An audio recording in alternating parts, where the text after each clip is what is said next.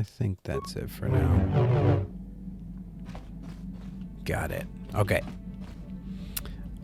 Let's see if we can't talk to some more people. Maybe? Yeah, what are you? Wondering if you had any more war stories. I was one of the best youth warriors in the clan Ordo in my time. No one before me had mastered the power of our basilisk war droids as quickly as I had. Except Mandalore himself, of course. In those days, we were sweeping across the Outer Rim, destroying all who fought us. Young Mandalores would prove themselves in real combat with unknown opponents above 1,000 worlds. Each brought back stories of his achievements. What was your story? I remember it well, orbiting high above a placid world, its defenses just stirring. As was tradition, I would go ahead of the first wave to find enemies in the thickest fighting. I remember sitting there in my armor, linked directly with the basilisk thrumming beneath me, my heart racing with fear of the coming battle. I didn't think Mandalorians got afraid. Every new warrior has to fear to understand how to beat it. You must know that. The doors opened in front of me, and the air was sucked out of the drop bay, scattering crystals of frozen vapor across my path. I can't describe what it feels like to look directly down at a world, falling continuously as you circle it, with barely 15 centimeters of armor plate protecting you. When the magnetic locks disengaged on my droid, I plunged out of the drop bay towards the battle that waited below. You dropped from orbit riding a droid? The exhilaration, the euphoria I felt as I streaked into the atmosphere, dodging self-guided projectiles and beam weapons, was unmatched. An 80-kilometer plunge through the atmosphere, dodging and weaving, the outside of my armor glowing like the sun with the heat of re-entry. And with barely 30 meters to spare, I twisted and skimmed the surface, firing at the giant beam generators that were in my path. The explosion from that sent shock waves that leveled the entire complex around it. It was the moment of my life. Wow. I want a basilisk war droid. I'll never forget those times. But things are different now. We can't go on fighting the way we did. There are too few of us left now. But I really don't want to talk about this anymore. I trust I've satisfied your curiosity for now. Is there something else you want to know? No, nothing more for now. Your choice. I'm here if you want something done right. Well, hey, you're the one that was like, hey, I hope you're satisfied with curiosity by now. Canderous. Canderous told you about what it's like to drop through the atmosphere in one of the Mandalorian's basilisk war droids. From what he said, they must have been fearsome weapons. He would probably tell you more stories if you talk to him later. Yeah, what do you want? More war stories, please. You want another war story, huh? You want to hear about some other world getting wasted, eh? I knew you were the type. Your stagnant republic has never seen some of the strange creatures and races we fought on the Outer Rim in those years. And you never will now. What do you mean? If a world isn't strong enough to defend itself, it's basically forfeit. But this story is about something a little different. We were going through the asteroid fields of the Crispin system at the very edge of the galaxy, playing with the pirates and smugglers we found there. The main belt in the Crispin system consists of mainly small rocks covered in frozen methane gas shells, and the pirates were using them for cover. I remember using a thermal generator to cause the outer layer of one of the asteroids to vaporize in a picosecond. It blew out and shredded the 3 smugglers using it for cover. But that was a mistake. Oh, I bet it blew up the whole chain. The asteroid I had targeted was smaller than most, maybe a dozen meters on a side. On the outside, it looked the same as any other, just a ball covered in frozen gas. But something must have been inside it, something inactive in the cold. The heat of my blast might have triggered something or woken something up. After I'd hit it, spots of light and heat appeared all over the thin shell, still covering it, evaporating the gases. What lay underneath looked like some sort of rocky growth. A deformed rock, pitted by scores of micrometeorite scars. I think something even older might have been inside that. What happened next? It started rotating faster and faster as we watched it. After a second, it started spraying fire, thermal projectiles that melted our armor like wax. We were caught completely by surprise. Before we could counterattack, it fled at an incredible speed. Holy crap. It was a ship. We couldn't catch it, but we could follow its hyperspace wake. We followed its trail as far as we could, heading away from the galactic core. When it finally led beyond the edge of our galaxy, we abandoned our efforts. Anything that wants to commit suicide in that great void is not worth our trouble trying to catch. That's the only story I have for now. I'll tell you some more stuff later if we get the chance. Is there something else you want to know? Your choice. Another entry. You've heard Candace's tale of his encounter in an asteroid field on the outer rim, but do not know what to make of it. Maybe talking to him further will make things more clear. Yeah, what do you... More war stories. I don't have as many strange stories like the last one I told you, but I do have a couple about me and the stuff I've done. In one battle above the world of Althir, my unit managed to defeat a force of Althiri 10 times our own size. That battle gained me command of an entire subsect of my clan. Cool. Promotion story. Do tell. For 5 days, they had managed to hold off our forces, keeping us to the outer rings of their world, preventing us from attacking it directly. My task was to assault one of their flanks with a false attack. The Althiri would be drawn out by the units I had sent in. Once they had surrounded those units, the bulk of my forces would attack from the rear and defeat them in detail. Did it work? Things didn't go as I had planned. I saw an opening, a mistake they had made in the disposition of their forces, and took it. While fending off our main force, they had let their fleet split in two. The center of their entire fleet was left exposed. I turned my forces and assaulted the center of their fleet, decimating them. You disobeyed your orders? This is a chance given to a warrior once or twice in a lifetime. The chance to change the course of history in a single act. Their slow, ponderous ship could not turn to face us without being overwhelmed. The command vessels were destroyed in seconds. Their ranks were thrown into chaos. It was amusing to watch the surviving ships scatter and flee. Several even tried to dive through the plane of the rings to escape us. They were shredded by the rings, or crashed into rocks, or were destroyed by our forces as we pursued them. Warriors do not flee from a battle if they are losing. They fight to the end, as we did against your Jedi Revan. Another time, maybe, I'll tell you about how the war with the Republic went. For now, let's just get on with things. Is there something else? Your choice. Another Candace entry. Candace told you about the honors he won leading a unit in the battle over Althir. It seems that he was quite the warrior back then. You could probably hear more if you asked him again later.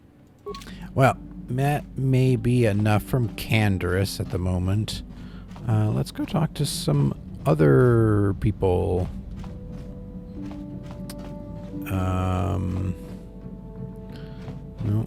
No. Is there anyone over here? Is this where mission is? Nope. Where's mission? Oh, we got Jolie in here. Got something on your mind? Why did you decide to come with me? You got yourself a fast little ship? I'd forgotten what engine sounded like. The closest thing to that on Kashyyyk is an uller in mating season. Ugh, frightful. Ugh. Mating season. Not the image in my head I wanted, Jolie. So you wanted a ride on my ship. Or it could be for the free food. What's the gunk that comes out of the synthesizer on this bucket anyway? Do you never clean the darn thing? If you don't want to answer the question, old man, just say so. How impatient can one person be? You must have driven your mother mad.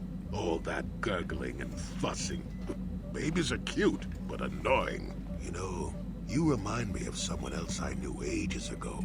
Pleasant enough fellow, great destiny, all of that. Breath like a bantha. Did you annoy this person endlessly too? Oh, very funny. Is it my fault that some people are so easily annoyed? Like impatient little children with blasters. Anyway, where was I? Oh yes, Andor Vex was his name. The force swirled around him like a hurricane. That's how great his destiny was. And you traveled with this man? I did. Just because someone has the force swirling about them doesn't always mean they have a great destiny. But it doesn't hurt to check it out. Well, it turned out that poor Andor believed a wee bit too much in the infallibility of that destiny. That overconfidence turned out to be his downfall.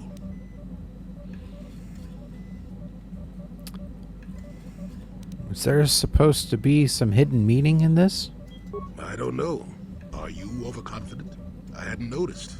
Even if I had, I would never comment on it. We're talking about Andor, remember? Let's see. Oh yes, Andor's downfall. I was pretty young myself when it happened.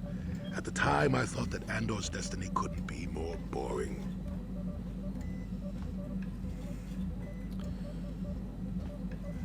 So why didn't you leave? Well, he had a much better food dispenser than you do. That and the fact that even I wasn't an altogether impatient twit. I was just about to abandon Andor to whatever the Force intended for him when his ship was overtaken by a Dimian warship. Now, you've probably never heard of the Dimians, but at the time they were a nasty lot led by a nastier overlord named Krat. Tall fellow, big teeth. Krat has us hauled onto the bridge of his ship for questioning, and that's when I knew that Andor's destiny was at hand. Andor killed Krat, I take it? Of course he did. Haven't you been listening?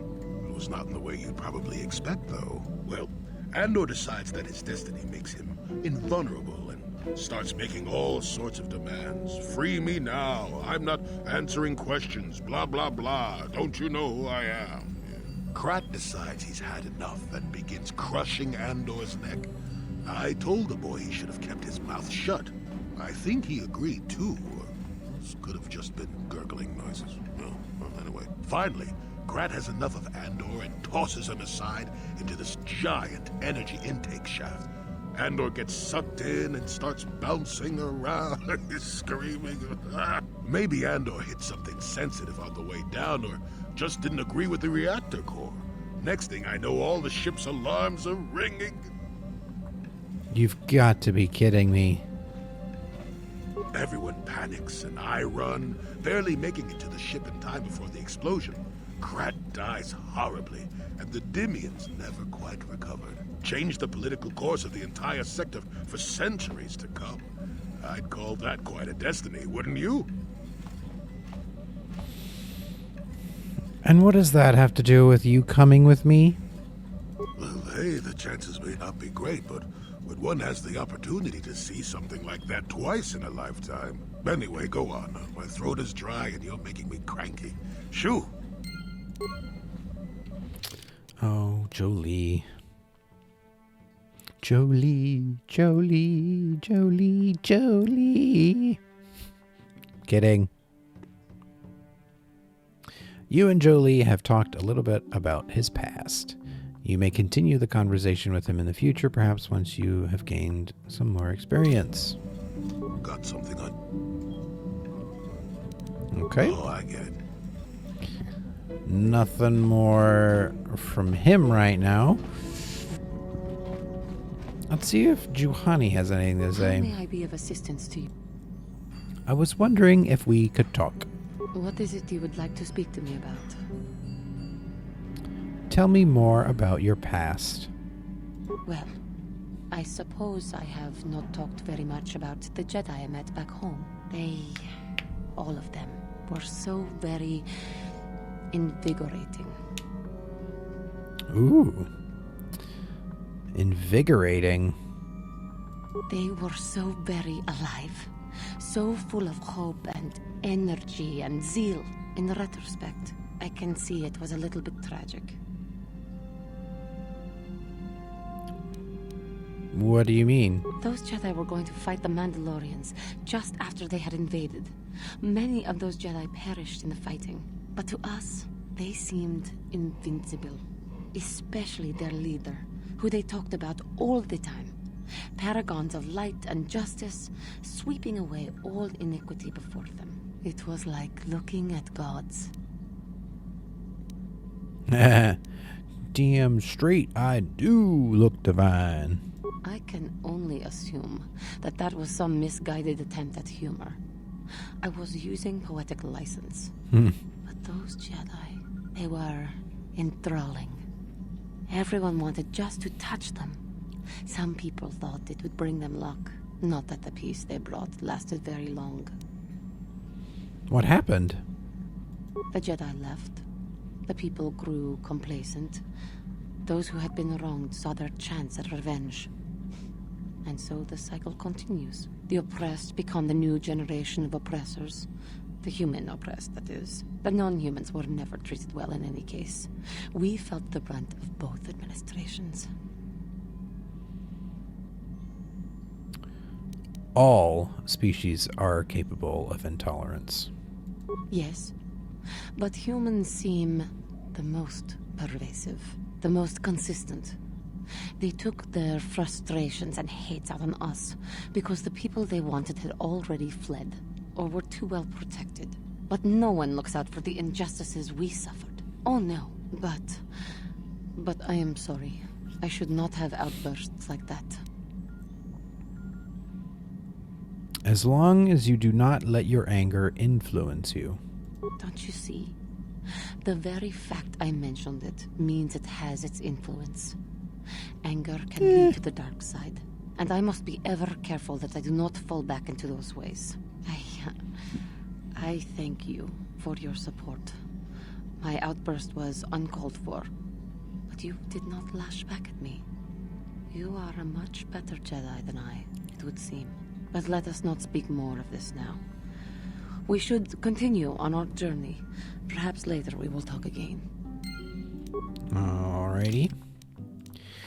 You have heard from Juhani that her people were oppressed and ostracized by the human majority. It seems that the Jedi were the only ones to treat her fairly, and may be why she admires them so much. Perhaps in a little while she will reveal more.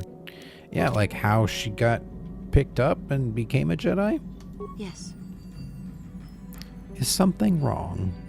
I have been bothered by something of late. What is it? I never told you where I came from, did I? Where I grew up as a child? I suppose I was trying to deny what I was feeling. Are you... what?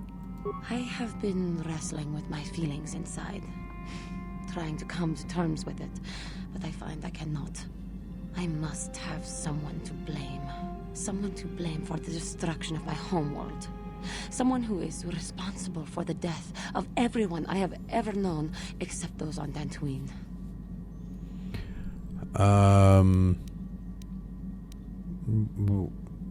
Okay. You mean... Taris.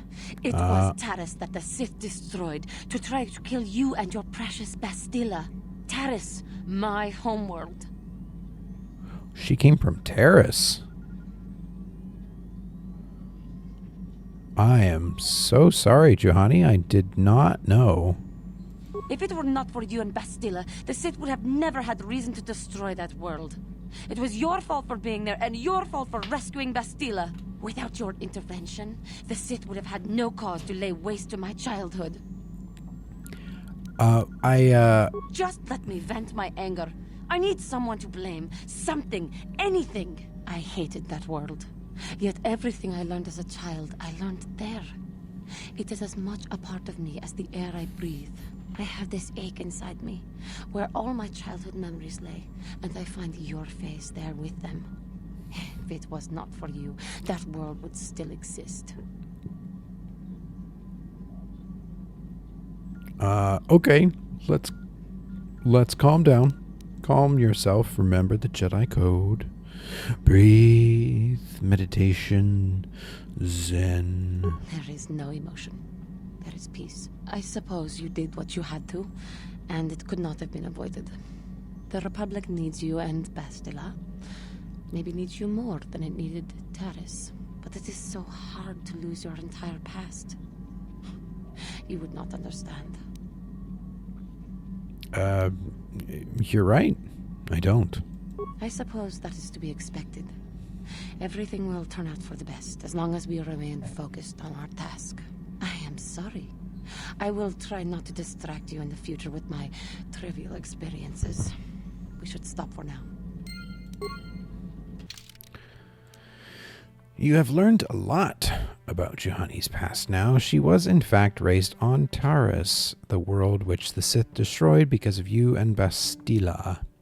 Some of her bitterness may be explained now. If you ask after she has calmed down a bit, she might tell you more.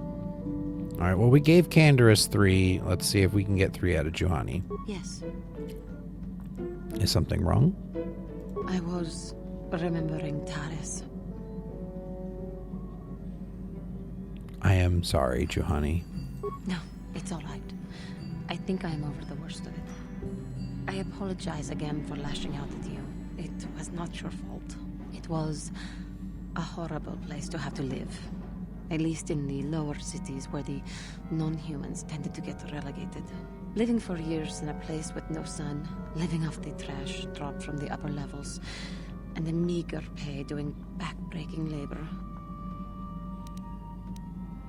Don't forget about those rackhools. There was always the danger of raccoons coming up from the sewers, or more mundane predators living and working in the area. My family and I struggled each and every day to make something of our lives. But we could only go so far. Taxes from the corrupt government, more fees from the gangs controlling the streets, and whatever was left paying for what food and medical supplies we could afford. Wow. Was it that bad? With no money to spare for any amenities, even the enclave on Dantooine seems a paradise in comparison. And of course, there was the constant bigotry and hate from the more affluent and human citizens, lording their wealth over us living below. Every once in a while, a rich human would come down through the lower levels with his droid entourage just to see how the wildlife lived, and laughed at the mockeries that were our successes. But I have come to meet many decent humans in my travels since those days. Indeed, some of the greatest people I have ever met are human. One of the Jedi you met. The Jedi who encouraged me to join the Order. The one who was with the group going to fight the Mandalorians. She was human. I am sorry. I am getting away from my point. If there even was one. Sometimes I curse the day my parents fled to Taris.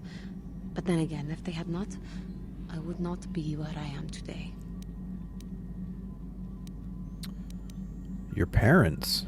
Another story for another time. For now, we must continue our own epic. To save the galaxy, if we can. Ooh.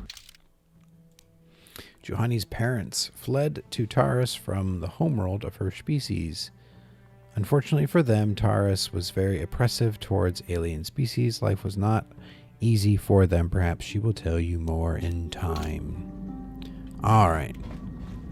Well, let's see if Mission has anything to say. Then maybe we'll talk to Karth. I don't think we're getting to the space station anytime soon.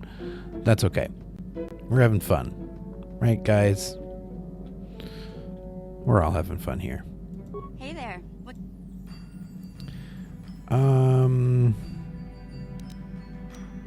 I want to talk to you about your brother. Maybe if we get these tat glands for him, things will work out. Or maybe he'll finally see the light and turn over a new leaf. I know it's not likely, but it's all I have to hope for. Nothing new there. I think that was what she said the last time we talked to her.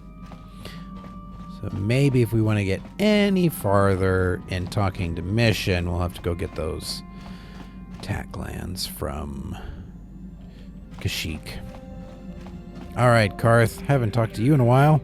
Yes, what's on your mind? I don't remember our last discussion. Do you want to talk? You got pretty upset the last time we spoke. I'm not very good at this. I know I owe you an apology. More than one, probably. I was just so desperate to finally face Saul directly in the battle over Terrace. And now the Jedi have us looking for these star maps. I know this mission is important. It's just, I feel a bit useless. I mean, I can fight, sure, but I'm no Jedi. All this feels completely out of my league.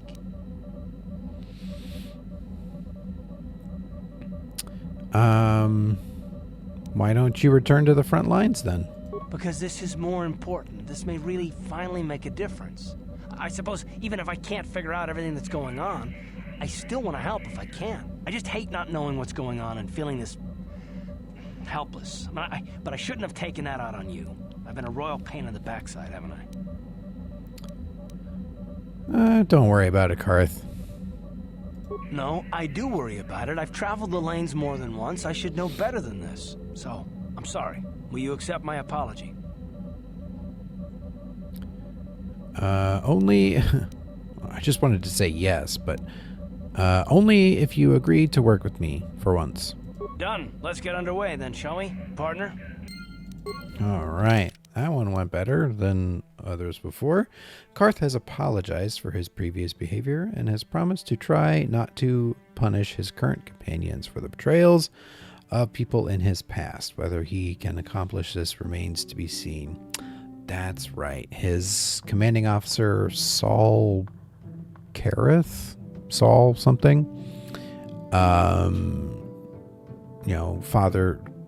Typical kind of father figure, influential person in your life, kind of backstory, and then turned on the Republican betrayal stuff.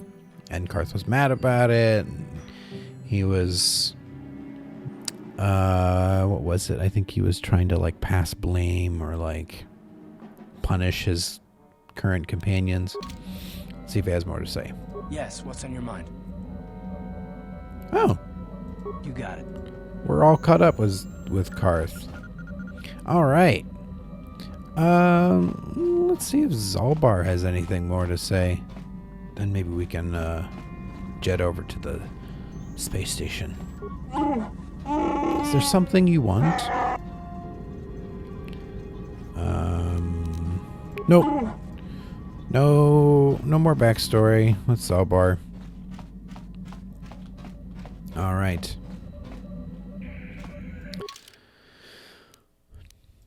To the space station.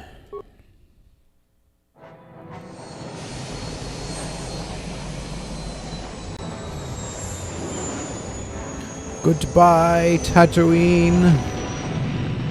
Maybe we'll see you again.